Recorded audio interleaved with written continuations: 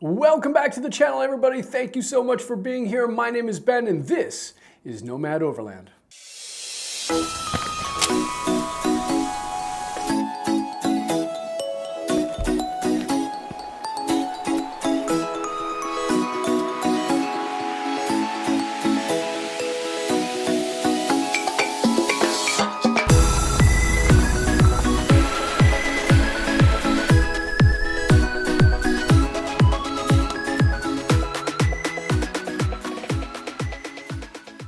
How are you, everybody? It's been a minute, as the kids say. And today I have a follow-up video to my #1 video on my channel. That's right, this one right here is my #1 video so far. It is thrilling to have a video like that that has kind of gone viral on my channel in a way that is very, very different from other videos that I've produced. And it's really, really cool to have that on my channel. I'm stoked about it. It's, you know, when you look at the video and you see it's like, well, there's this many views and okay, that's fine.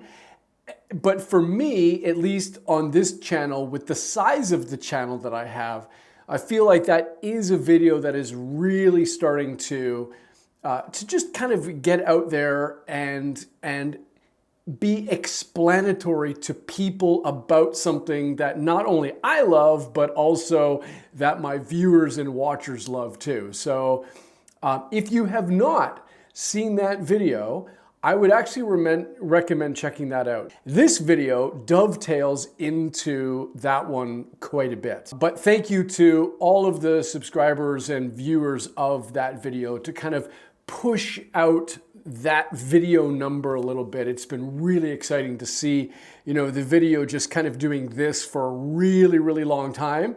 And then all of a sudden, whoop, the numbers just start going up. So thank you so much for taking time to watch that video. This idea that I have is actually coming from another video that I just watched today. And this one actually is from the Fast Lane car. So FLC is the name of the channel.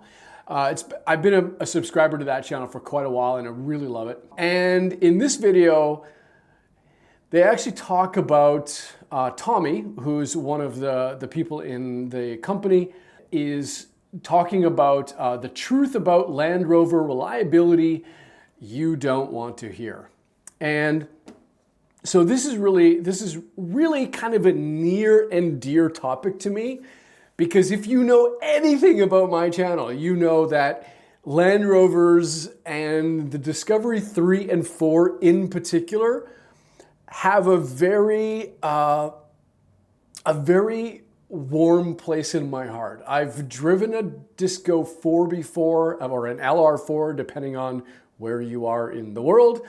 And I got in that car and it was just like, please let me have the money to take this. And obviously I didn't, because I got a different vehicle. But, and that's a whole other video in and of itself. So stay tuned and subscribe, because you might get that one. Yeah, okay. So that kind of got me thinking about some of what he talked about, but also just kind of a general list of some of the possible problems with the LR3 this time, not the LR4, not the Discovery 4 or the Disco 4. And so what I wanted to do was kind of touch on the LR3 in particular this time. Now, keep in mind that this is an Overland channel, and we are looking to our vehicles as our base of operations.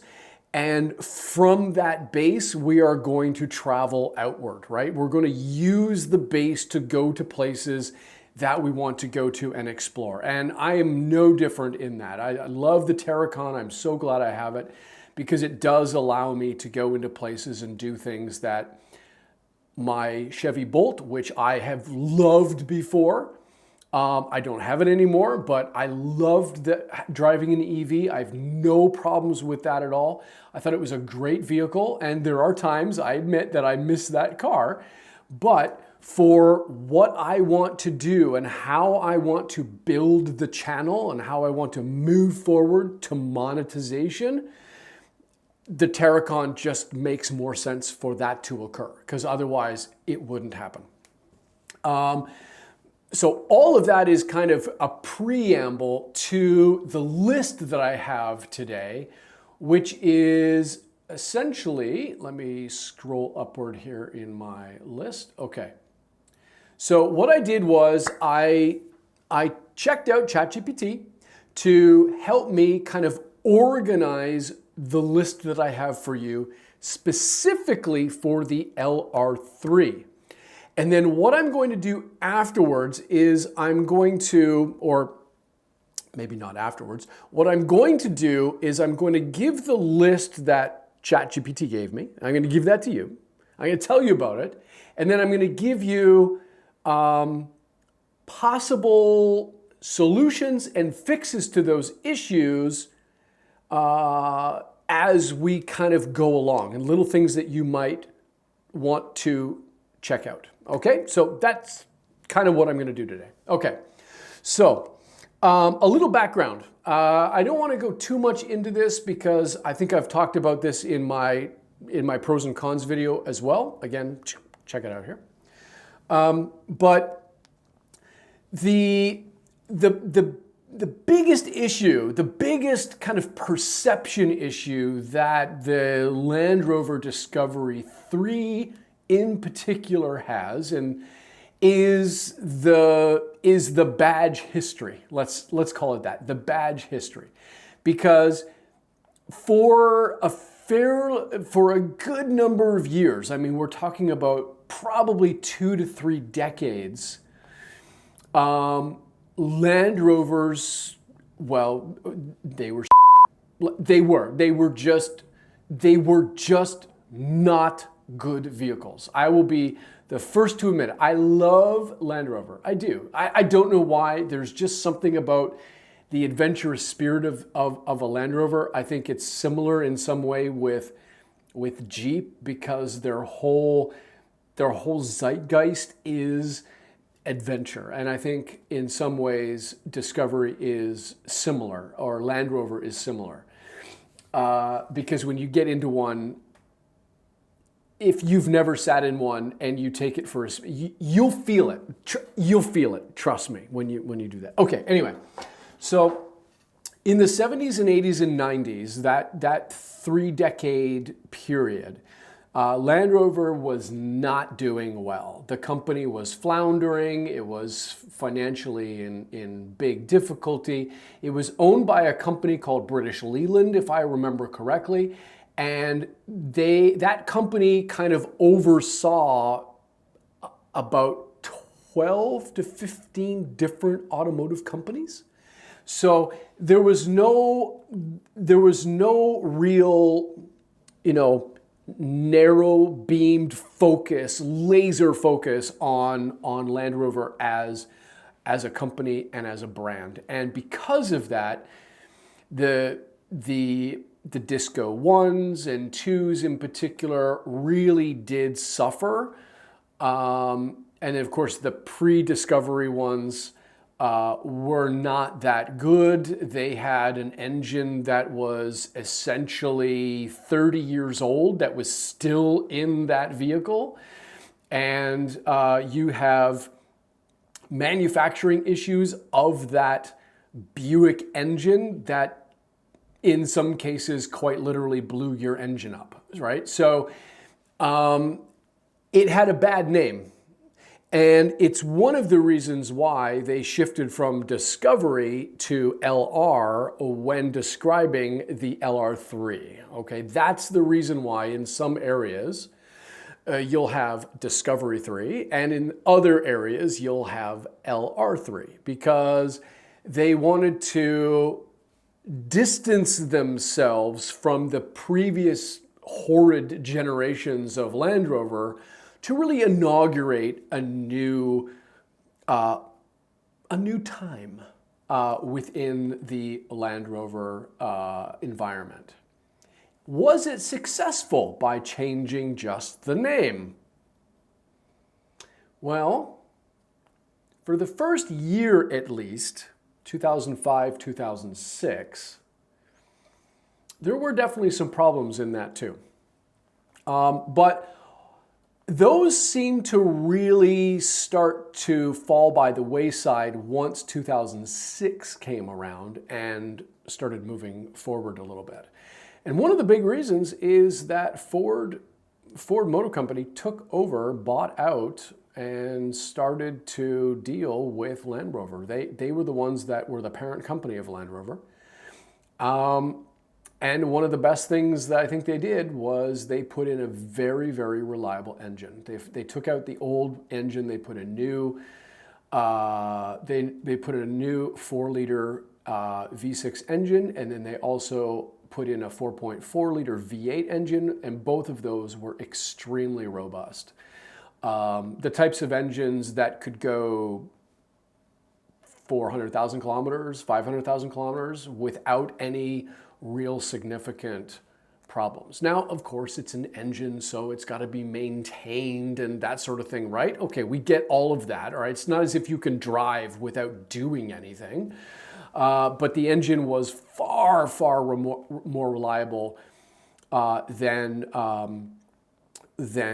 that generation, or previous generations, excuse me. And I think the 2006 to 2009 Discovery 3 / LR3 is probably one of the best vehicles that they've produced. I love the Disco 4. Having driven in it, it's wonderful. The ride is great. It's very comfortable, spacious. The same can be said of Disco 3. But there is something about the Disco 3, I think, that is, I can't even put into words why I like that. I just do. One of the things I like about it is the boxy style. I think it lends itself very, very well to an overlanding sort of environment because you can build inside the vehicle, in the back of the vehicle, in a way that you can't if your back side is rounded and curved off. I think that is one thing. Stylistically speaking, it's a classic look that never seems to go out of style, even though the vehicle is, almost 20 years old at this point. I'm thinking of the 2006, but even the 2005 version, that vehicle is 20 years old, and it still stands up. It holds its own in many respects. If you are interested, I'm gonna do a shout out to another content creator, Christian and Vera at LR Time. I love you guys. Thank you so much for all the work that you do.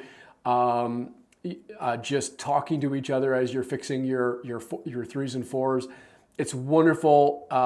Big shout out to you guys, and I will leave a link in the description below. If you are an LR fan, highly recommend it because it's such a good channel, and Christian and Vera are fantastic. Okay, all of that by way of preamble is to help us get into and talk about the reliability or the perception of reliability that confronts Land Rover. Even today, after all of these years, can we say with some sense of surety that an LR3 in 2025 is worth your money? Let's check it out. Number 1, air suspension problems. Okay, so first thing is the suspension problems. Now, I've read a fair number of posts, I've watched a number of videos on this, And it is true that you may have issues with the airbag suspension that are on all four corners of the vehicle, and those bags might deflate. But what's actually causing the deflation? Are the air shocks actually dying, or is it something else? And it does seem to be the case, not in all cases, but in the majority of cases that I've read about so far, it's not the suspension itself. It's not the things that are attached to the side, to the tires and the body that are necessarily the issue, because there are many, many cases where even after 20 years, the LR3 still has its OEM part, okay? And its OEM dated part for 2007 or whatever. So it's not the air shocks that are necessarily the problem. However, there has been a fair number of reporting on the air compressor itself that can fail. And when the compressor cannot take in air and hold the air and put the air into the shocks, or the compressor or the compressor cylinder where all of the air is held, the pressurized air is held, if that's not working, then or it has a hole in it, then the air is going to seep out from the entire system. So you could say that the shocks themselves are not the issue per se, but it is the compressor system that may be a point of failure, or POF. And so that's where we would need to focus our endeavors, let's say. It may also, so you may need to change out the compressor and the air storage container, maybe even the lines, but the shocks themselves are generally not affected. They are very, very robust.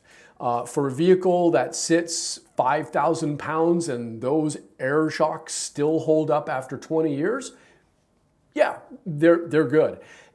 Now, I'm not saying that every shock is going to be okay, because obviously that's not the case. Things will fail as time goes on, but we need to be careful about saying that the entire system is bad, or is it just one thing that is, or two things, small little details that we need to focus on, right? So, you know what I mean? Okay. Okay, now, yes, if your air system does fail, then the height of the vehicle is going to naturally drop because there's no air pressure to hold the body up. So in that sense, you are going to have a problem. But you're then going to need to figure out, okay, is it the shocks? Is it the line? Or is it the compressor? And you need to go through and figure out which one you actually need to fix, okay?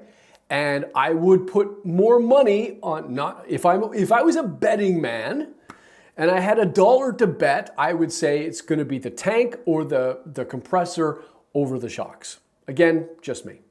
Okay, number 2, electrical system glitches. Now, the nice thing about old cars when they're 20 years old is when there's an electrical gremlin in the vehicle, it's like, well, yeah, it's 20 years old, right? It's expected. My Terracon has one, right? Or 2, right? They're there. Do they stop me from enjoying the vehicle? No, not particularly, but I do notice them. Now, if you're buying a brand new one in 2005, and you have electrical gremlins, and you've just spent $50,000 or $60,000 in 2005 to buy one of these, yeah, that would bother me, because it means that there's something in the system that is unreliable. Is it the cabling? Is it the connection? Is it a manufacturer defect of some part? You don't know, right? Because it's a new vehicle, you don't know. However, One thing that I have learned in my research about all of this is that the battery technology from 2005 to 2025 is really, really different. The batteries in your car are not entirely the same. So you can put in a battery now in a vehicle that will support a higher electrical output of your system, and you won't have a problem, right? So changing out the battery tends to resolve a lot of issues. Are they going to resolve all the issues? Of course not. But a new battery would be really, really good. You also have place for 2 batteries in an LR3. So you could piggyback your batteries and actually have a double system, which means that you might not have any failures at all because you're giving by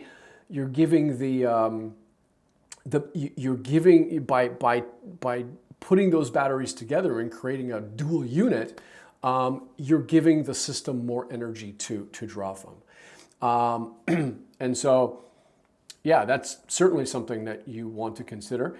And maybe even going up and installing a new alternator and putting something in that is far more robust and more energy electrical producing to power that double system. So there's all sorts of little things that you can do in order to mitigate those potential problems when you are using an LR3 as an overland vehicle.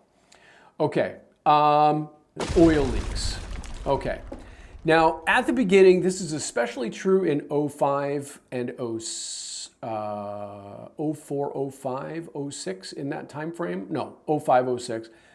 05 in particular. They were prone to leaking oil, and that was coming from the engine as also the transmission. And these are things where your valve cover gaskets weren't set up properly, or they were cheap to begin with and just not, again, I go back to this idea of being robust, but they just were not robust enough for the vehicle that they were intended for. Now, I would imagine that if you're going to go out and buy a used one, looking at the ground where the Land Rover was sitting, if it's going to be sitting there for a month or so, you're going to see oil on the ground. If there's no oil, you've got good seals, most likely. You do want to go into the hood and you want to open up your radiator and your coolant area to check to see if you got any gunk under there, because that could be a problem of a head gasket. Although, touch wood, with the Ford 4.0 engine that was in the Explorer, it's a good solid engine, and you probably won't have problems with it. But if you do see foam in there or you see some gunk in there, just walk away and look for another one. It's easy as pie. Unless you can negotiate the price down and have them actually fix the head gasket before selling it to you. There's an option, right? Okay, number 4, airbag malfunctions. Yeah, okay. Airbags obviously are a huge deal for our own safety, for the passengers that we have in our vehicle. Airbags are great, no problems there. That one in 2025, I probably wouldn't worry about too much personally, because that would have been a safety recall. And Land Rover would have taken care of that. I'm pretty sure they did that. All right. So it's not as if they're like, oh, we're not going to replace that. No, no, no. That would have been taken care of years ago. So you're probably safe in that regard. They were, when they were deploying, there was an excessive force and people were being injured by the airbags because they were just coming out and hitting people so much harder than what it should. If you know anything about that, I'm curious as a viewer, if you know anything about that, put a comment down below. I'd be really interested to get some more feedback on the airbags themselves. So if you know, yeah, great. Drop a note for me. Hey everybody, how are you? Okay, let me just pause the video for just a minute because I want to talk to you. According to my YouTube analytics on YouTube Studio, 99.4% of all of my viewers on the channel haven't subscribed yet, which means I could have 1,000 subscribers out there and I just don't know it yet. So, like Nate Black says on his channel, if you don't ask, you'll never get it. So today I'm asking you, my viewer of this video, if you found it helpful or any of the other videos that I've created for you have resonated with you in any way, shape, or form, please hit the sub button. I would really appreciate it because my goal for 2025 is to have this channel become monetized. And with viewers like you, I know we can do it. Okay, everybody, thanks very much. Now, let's get back to the video. Okay, number 5, premature brake wear. The LR3 is 5,000 pounds. This is one heavy son of a bitch. And it is my understanding that the original brakes and calipers and such were not nearly as strong and not nearly as well designed as they should have been. There should have been a much better braking system in the wheels. Now, that being said, we're also talking about 2005. Now, 2025, we have the ability to put on heavy duty brake pads, calipers, that sort of thing. We can change out those systems. Not that expensive, right? I'm not talking about putting a $2,000 pair of Brembos on there, all right? We don't need that. Although the yellow or red sure would look nice, but we don't need that, right? But what we do need is a good solid pair of heavy duty brakes. And I think that would solve the problem right there. Okay. Now, if you are using your LR3 for overlanding purposes, you need to decide what kind of wheel size you're going to use and how that is going to impact the brakes and shoes and caliper system that you have. Because my recommendation for the LR is not to go below 17 inches, actually. If you're doing really hardcore stuff, I can see maybe wanting to go down to 16. But at 16 inches, you're going to have, with 16-inch wheels, you're going to have problems fitting a more robust braking system in there. 17 inches is probably a better way to go, in my opinion. It's the trade-off between how much you can air down versus whether you can stop your vehicle. And I would probably err for stopping my vehicle over that 1 inch. Because is 1 inch really going to make that big of a difference? Yes, but it also depends on what size tires you're going to use and blah, blah, blah, blah. So there's all sorts of other things that you need to consider. But I think 17 inches would be an adequate size tire for the vast majority of people who are doing overlanding. Okay? Because we're not rock crawling. You can, but for me, I'm not, but you probably certainly could. All right. In older models of the LR3, so this would be in the 05, things like transmission failure, and the transmission failure is often due to the solenoid issue, which by 2025 will have been resolved most likely, okay? And if you have a misdiagnosis of the transmission problem, you're going to end up having a more catastrophic problem down the road, which may be one of the reasons why there were so many transmission problems with the LR3 in particular, because They thought that it was being fixed, and they went off and drove, and boom, then you get a transmission blowout, and it just stops working, and it screws up your engine, and now you have a dead LR3. So I can see how that might impact the perception that the engine and or the transmission is not good enough because of that solenoid issue. Okay, I do believe, and I stand corrected if it's true, I stand corrected. But I do believe that that problem was sorted out by 07. All right, they changed something in the transmission, and that problem was resolved. That's why people say buy a 2007 and above, because of that issue. So could be. Okay, cooling system failures. There was problems with the coolant expansion tank and the thermostat. I would imagine that after all of these years, those problems would have fundamentally been fixed, so I probably wouldn't worry about it. And those are not small problems to deal with, of course, because if you do have those issues overheating, your engine is fried because it overheats and right? And so you can have an issue where the internal components of the engine begin to change shape and warp. You can also have head gasket damage because of that. So I would imagine that as time goes on, a lot of these issues might have just been resolved in the vehicle that you're buying anyway. Can't say that for certain. Can't say that for certain without looking at it. But you know, it stands to reason that if the car is still driving 20 years later, probably has a head gasket change.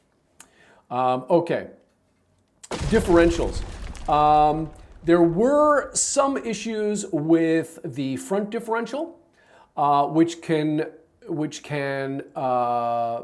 create a no drive situation, which means that you can turn on the engine, but the vehicle will stop itself from driving. Now, this is actually a really neat piece of technology, because if you didn't have that and you weren't really aware that the front differential was actually having a problem, you could create an add-on effect of vehicle destruction if that wasn't there. So, you know, thank you, Land Rover, for that. But yeah, but that's something to consider as well. Number 9. Water seepage during rainfalls. This is especially true if it's heavy rainfalls. This is one thing, along the A-pillars of the vehicle, you have a tube that runs in the inside all the way down on the outside of the A-frame. There's a rubber tube that goes from the sunroof down the A-frame and down underneath the footwell of the vehicle on the outside, and it drains the water from up above and it goes down. What can happen over time is those little rubber pipes, they dry out and they crack and they break, and so the water doesn't actually flow out. But also they can get filled up with gunk and stuff like that and create blockages, which those blockages then create leaks. So that's where that's come from. It's not that the system itself is fundamentally bad or badly designed. It's just that rubber hose that goes down can be a little less, a little more prone to failure. Now, if you're in a drier area, like most of the year, I'm in a fairly dry area, so for me that wouldn't really matter. But we do have fairly heavy rains during the summertime due to monsoons. And so if I'm aware of that, oh yeah, we're getting rain in 3 months and it's gonna be a lot. That might be something for me to think, maybe I should check to see if I have any water leaks in there, because I don't want that to be a problem when the monsoon starts, right? So you start thinking kind of ahead of the problem to see if that's actually an issue. And if it's not, hey, good for you. And if it is, you can fix it. There's lots of videos about fixing that A-pillar water runoff on YouTube. I've seen many of them myself. And it doesn't look like it's that hard of a job. It just takes a little bit of time, and if you do it yourself, you can feel proud about the fact that you've done it. So there you go. Okay. Engine management system failures, number 10. Malfunctions in the engine management computer can lead to performance issues and require costly repair. If you're buying a vehicle at this time that's 20 years old from the date of original manufacturer, I would suspect that that problem, excuse me, by the way, that problem has been resolved. If it's still driving, it's probably okay. However, you can go to Land Rover and get computer updates. I don't know if they still have them for the 2000, for that early the LR3s. I'm not sure whether they still support that software, but you could go into a Land Rover dealer and just have them flash the computer system and see what happens. Okay, so that's that. Okay, now let me talk about the actual issue of reliability. So those are 10 issues that might come up over the lifetime of the vehicle that you'd have to deal with. But let's talk about the actual issue of perception, because perception is reality, right? Perception is reality. The perception is that Land Rover is a junky car and you should never buy it. That's the perception. Why is that? Well, because I had a friend of a friend who had a Land Rover who didn't actually do it, and you've never actually seen that car, you don't know how well it was maintained, yada, yada, yada, right? There's all sorts of perception issues about Land Rover that is, in my opinion, somewhat misplaced, but somewhat accurate at the same time. Because if we're talking about the pre-Ford or even, the pre-Ford era, then I would say, yes, that's true. The LR1s and 2s, nice, but not that great. The P38s, not that great, and we can keep going, right? Those, when BMW had them, they put in engines there that were garbage, and it led to further reputation decline of Land Rover. And perception is reality. There's a perception that these vehicles are not good enough. They're not good enough. I contend that if you buy an LR3 in good maintained order for $5,000 to $10,000, you have yourself a really, really robust, good overland vehicle. And yes, it's not going to be an overpriced Toyota because those tend to be hold their value and Toyota reliability, et cetera, et cetera.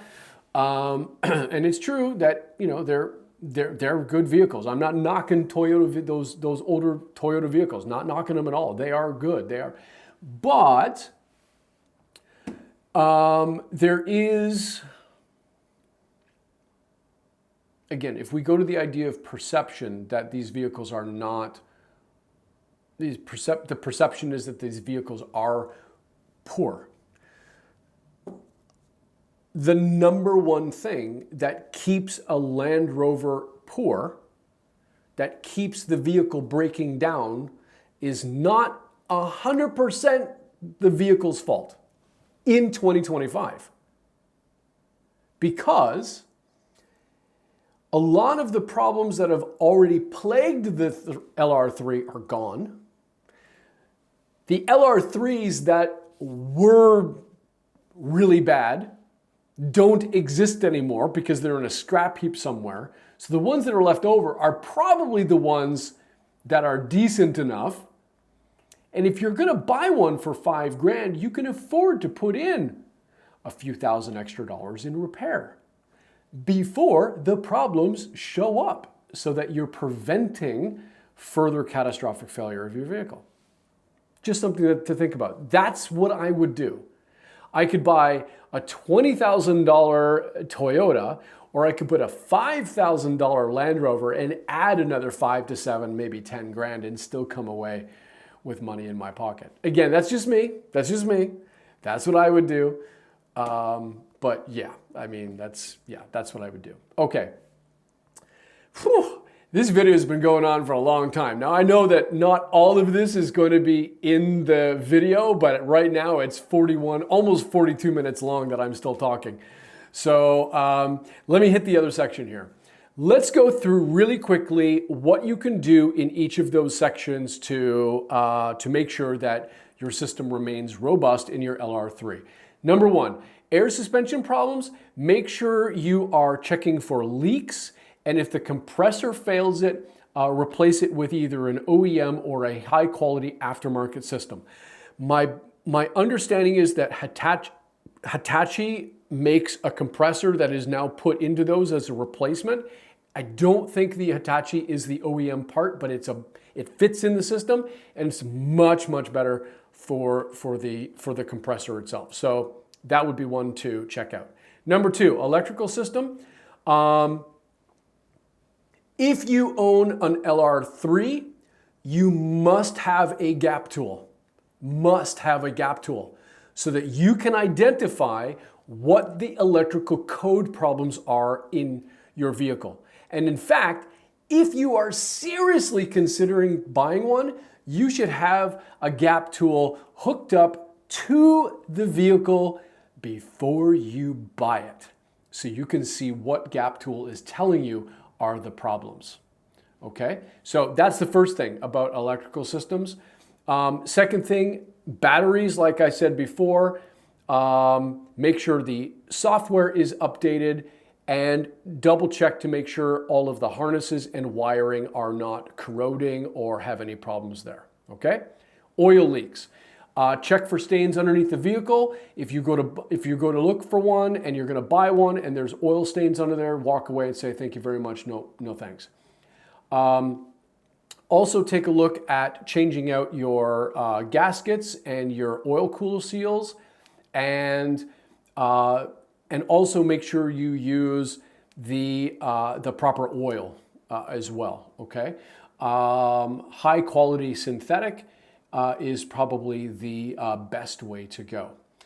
And also I would tell you to make sure that you change your oil at the recommended intervals to make sure that you're not causing damage in the system. Okay, that's another thing to do.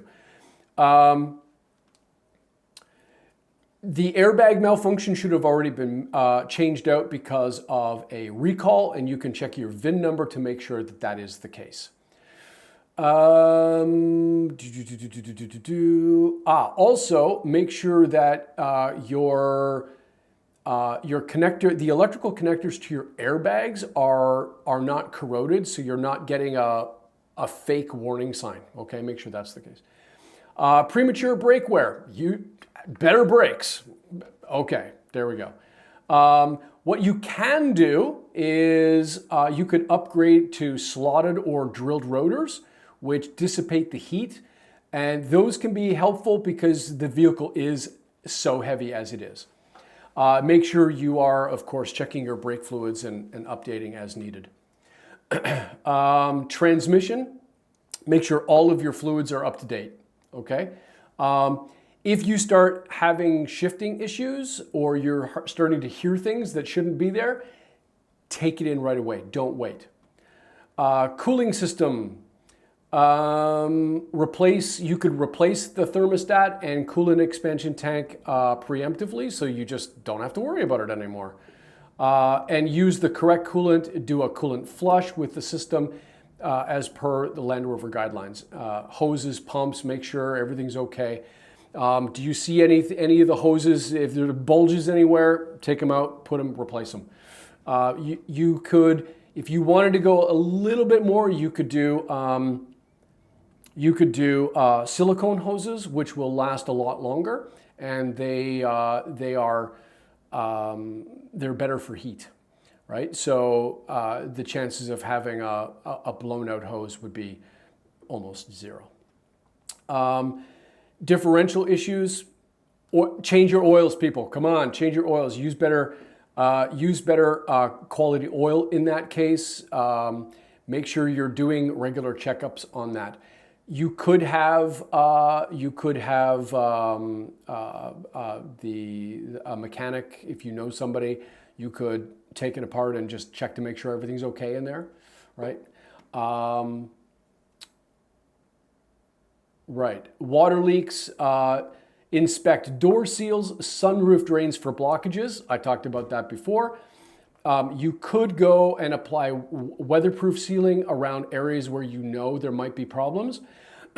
And if not, you'd want to start taking things apart to actually track down where the water leak is coming from.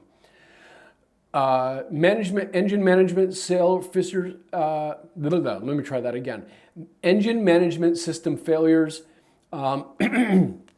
Your mass flow and your O2 sensor are probably ones that are probably going to cause you the most problem.